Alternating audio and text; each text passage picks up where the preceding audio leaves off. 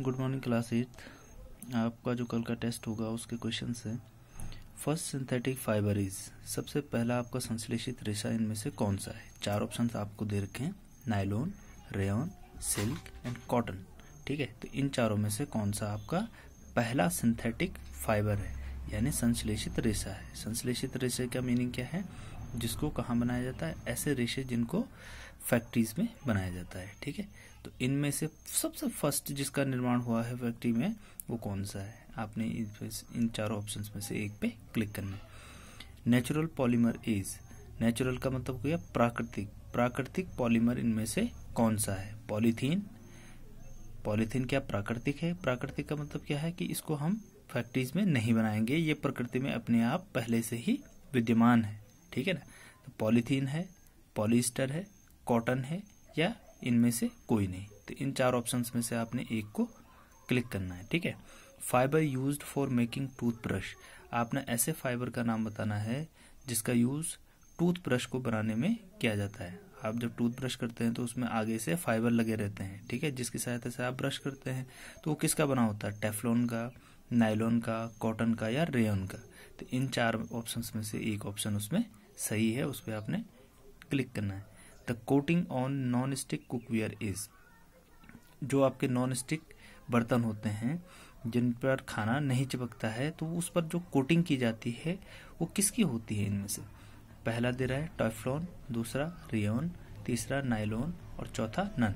तो इन चारों में से जो भी ऑप्शन आपका सही होगा आपने उस पर टिक करना है। ठीक है, ये चार क्वेश्चन आपके फाइबर टू फैब्रिक वाले चैप्टर से हैं, इसकी तैयारी आपने करनी है।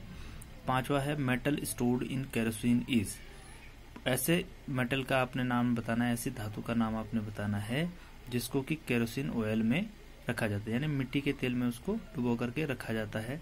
वो चार ऑप्शन आपको दे रहे हैं, कॉपर, सोडियम, जिंक, आयरन। मतलब आपने इनमें से कुछ धातुएं देखी होंगी। ठीक है, तो इनमें से कोई धातु ऐसी है जिसको कि केरोसिन ऑयल में अगर आप नहीं रखेंगे तो रिएक्शन करेगा। रिएक्शन करने से क्या हो सकता है, आग लग सकती है। तो इसमें से जैसे आयरन, आयरन को आपने देख रखा है, आयरन मतलब लोहा, लोहे को केरोसिन ऑयल में डुबो कर रखा जाता है या नहीं रखा जाता है। कॉपर, कॉपर को आपने देख रखा होगा, इसको रखा जाता है या नहीं रखा जाता है। जिंक को आपने देख रखा होगा, इसको केरोसिन ऑयल में रखा जाता है या नहीं रखा जाता है।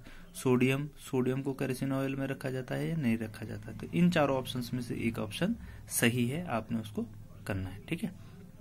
Metal found in liquid state at room temperature, आपने ऐसी धातु का नाम बताना है जो कमरे के तापमान पर किस अवस्था में पाई जाती है, द्रव अवस्था में पाई जाती है। सामान्यतः आपने देखा होगा कि धातुएं किस अवस्था में पाए जाते हैं, ठोस अवस्था में पाए जाते हैं। जैसे आपने आयरन को देखा, कॉपर को देखा, ये सारी धातुएं जो होती है, एल्यूमिनियम हो गया, जिनको आप अपने आसपास देखते हैं, वो किस अवस्था में होती हैं, सॉलिड स्टेट यानी ठोस अवस्था में पाए जाते हैं। ठीक है, हार्ड होते हैं ना, वो ठोस होते हैं। और एक धातु ऐसी है प्रकृति में जो कमरे के तापमान पर किस अवस्था में पाई जाती है, लिक्विड यानी द्रव अवस्था में पाई जाती है। इसका उपयोग आपने उसमें भी देखा होगा, जब हम पिछली बार हीट वाला चैप्टर पढ़ रहे थे, तो थर्मामीटर में एक धातु का यूज होता है। उस धातु का नाम क्या है, और वो धातु द्रव अवस्था में पाई जाती है। और जब थर्मामीटर में वो धीरे धीरे करके, अगर आप टेम्परेचर किसी चीज का ले रहे हैं तो वो धीरे धीरे करके ऊपर की ओर बढ़ता है ना। तो इसी गुण के कारण, लिक्विड स्टेट के कारण ही वो ऊपर की ओर जा रहा है। तो इन चारों में से वो कौन सा है, एल्यूमिनियम है, पोटेशियम है, मैग्नीशियम है या मरकरी है। ठीक है ना। 7th क्वेश्चन है black gold is, black gold मतलब काला सोना। काला सोना इनमें से कौन सा है, कोल यानी कोयला है, कार्बन है, पेट्रोलियम है या चारकोल है। इन चारों में से काला सोना कौन सा है। Example of fossil fuel, fossil fuel का मतलब होता है जीवाश्म ईंधन। जीवाश्म ईंधन का एग्जाम्पल इसमें से कौन सा है। जीवाश्म का मतलब बेटा ऐसा होता है कि कोई चीज जब हजारों लाखों सालों तक दब जाती है और उससे आपको कोई ईंधन प्राप्त होता है तो उसको जीवाश्म ईंधन बोला जाता है। ठीक है ना। तो इनमें से वो कौन सा है, वुड है। वुड मतलब वुड भी आपका एक प्रकार का ईंधन है। ठीक है, फ्यूल है, क्योंकि इससे आपको क्या मिलती है, एनर्जी मिलती है। जब आप इसको जलाते हो तो ये खाना बनाने में आपकी हेल्प करता है। ठीक है ना।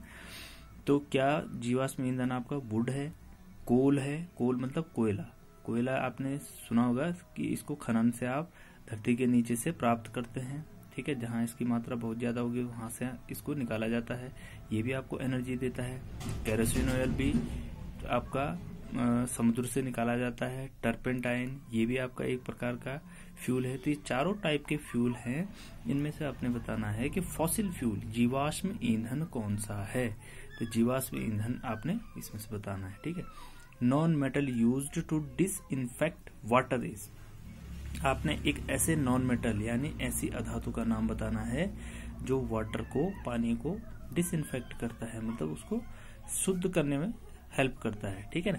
जो भी उसमें आपकी अशुद्धियां हैं, जैसे कुछ जीवाणु वगैरह उसमें आ जाते हैं या कुछ अशुद्धियां उसमें आ जाती है, तो उसको दूर करने के लिए कौन से नॉन मेटल का यूज किया जाता है। जैसे आपने सामान्यतः अपने गांव में देखा होगा, अगर पानी की टंकी है तो बोला जाता है कि इसमें उस नॉन मेटल को मिला दोगे तो वो पानी आपका क्या हो जाएगा, शुद्ध हो जाएगा। उसकी स्मेल भी आपने सूंघ रखी होगी अगर आपके गांव में उसका यूज होता है। तो फर्स्ट है इसमें क्लोरीन, सेकंड है हाइड्रोजन, थर्ड है कार्बन और फोर्थ है नन ऑफ दीज। तो इन चारों में से कौन सा सही।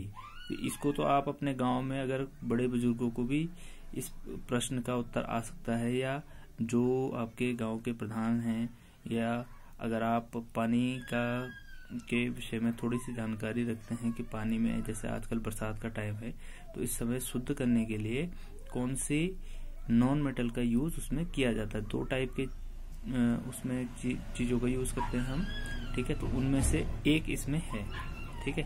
तो इन 4 ऑप्शंस में से वो कौन सा है जो पानी को शुद्ध कर देगा, ठीक है, डिसइंफेक्ट कर देगा मतलब। और लास्ट क्वेश्चन है सीएनजी इज, सीएनजी की फुल फॉर्म आपने बतानी है। सीएनजी की फुल फॉर्म क्या है, compressed natural gas, combined natural gas, compressed neutral gas है, या नन ऑफ दीज। सीएनजी की फुल फॉर्म बेटा आप जब हम जीके के क्वेश्चन करते थे, एलपीजी की फुल फॉर्म आती थी, सीएनजी की फुल फॉर्म आती थी। तो इन 4 ऑप्शंस में से कौन सा ऑप्शन है। Thank you.